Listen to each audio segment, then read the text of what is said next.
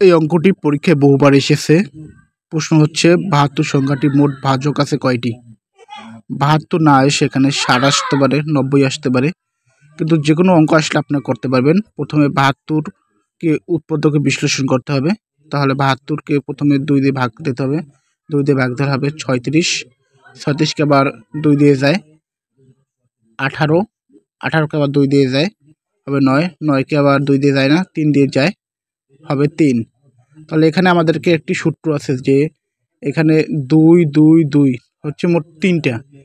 তাহলে 3টা যদি হয় তাহলে 2-2-র সাথে 1 যোগ করে দিতে হবে, এবং 3 আছে 2টা, 3-এর সাথে 1 যোগ করে দিতে হবে। তাহলে হবে 3 আর হবে 4।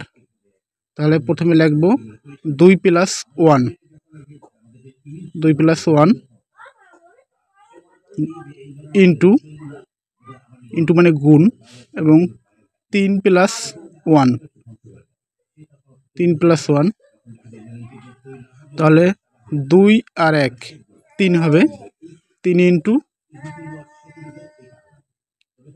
4 = 12। তাহলে মোট ভাজক হচ্ছে 12। খুবই সোজা। ধন্যবাদ। এরকম ভিডিও পেতে সবাই ফলো করে রাখুন। ধন্যবাদ সবাইকে।